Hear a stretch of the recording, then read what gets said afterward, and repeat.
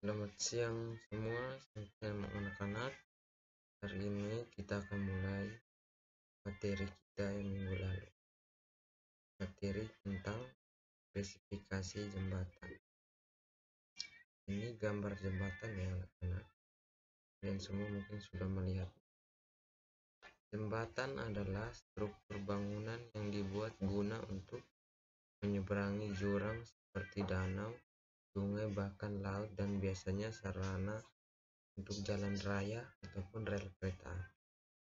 Jembatan yang baik adalah suatu jembatan yang memiliki spesifikasi dan memenuhi kriteria desain yang menjadi dasar suatu pembuatan jembatan. Spesifikasi jembatan adalah persyaratan teknis jembatan yang disusun oleh perencana untuk mencapai mutu bangunan sesuai dengan yang diinginkan oleh pemilik. Pemilik di lapangan artinya owner. Yang berikutnya adalah struktur jembatan. Yang pertama adalah bisa dilihat di slide, struktur atas jembatan.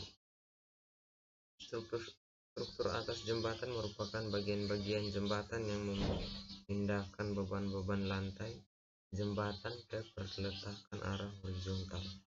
Yang berikutnya struktur bawah jembatan. Struktur bawah jembatan merupakan suatu pengelompokan bagian-bagian jembatan yang menyangga jenis-jenis beban yang sama dan memberikan jenis reaksi yang sama, atau juga dapat disebut struktur yang langsung berdiri di atas dasar tanah. Yang ketiga, bangunan pelengkap penahan jembatan. Yang dimaksud di sini adalah bangunan yang merupakan pelengkap dari konstruksi jembatan, fungsinya untuk pengaman terhadap struktur jembatan secara keseluruhan dan keamanan terhadap pemakai jalan. Berikut struktur atas jembatan. Penggunaan bangunan atas diutamakan dari sistem gelagar beton bertulang atau box culvert serta gelagar praktekan untuk bentang pendek, dan untuk kondisi lainnya dapat menggunakan gelagar komposit atau rangka baja dan lain sebagainya. Struktur bawah jembatan harus direncanakan berdasarkan perilaku jangka panjang, material, dan kondisi lingkungan, antara lain selimut beton yang digunakan minimal 30 mm itu di daerah yang normal. Jika di daerah yang agresif minimal 50 mm. Oke, sampai sini kalian paham anak-anak? Kalau paham, kita lanjut ke komponen struktur atas jembatan. Yang pertama, gelagar induk atau gelagar utama. Komponen ini merupakan suatu bagian struktur yang beban langsung dari plat lantai kendaraan. Yang kedua, gelagar melintang atau diafragma, yang berfungsi mengikat beberapa balok gelagar induk agar menjadi suatu kesatuan supaya tidak terjadi pergeseran antar gelagar induk. Yang berikut, plat lantai jembatan, berfungsi sebagai penahan lapisan kekerasan yang menahan langsung beban lalu lintas yang melewati jembatan. Yang berikutnya, perletakan atau andas. Komponen ini terletak menumpu pada abutmen dan pilar yang berfungsi menyalurkan semua beban langsung jembatan ke abutmen dan diteruskan ke bagian fondasi.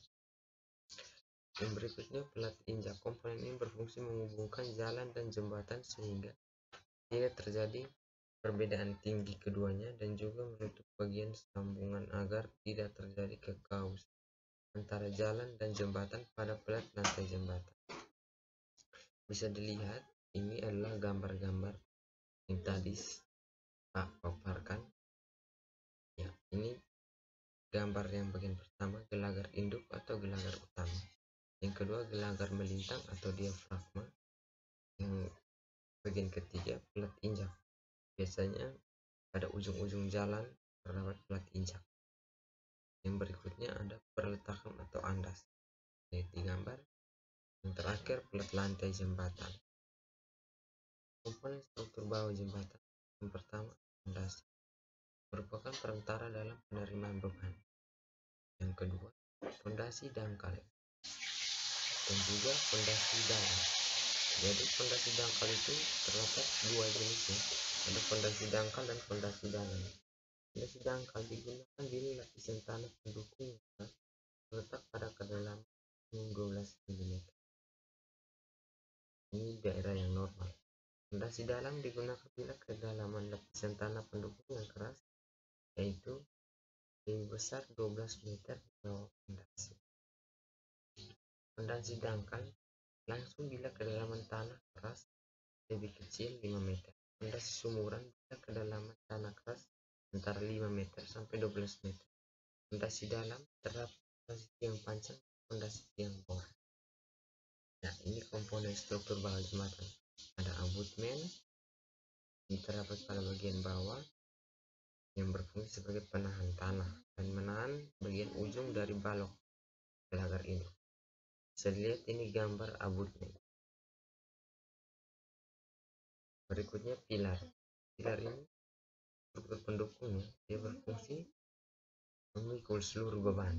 Ya, ini pilar. Biasanya ada 3 sampai 4 pilar di setiap bawah jembatan itu ya. Nah, digunakan pada jembatan bentang pendek, tapi juga bisa digunakan pada jembatan bentang panjang. Nah, berikutnya saluran drainase. Fungsinya sebagai untuk saluran pembuangan air hujan di atas jembatan. Jadi ketika hujan datang, drainase ini sangat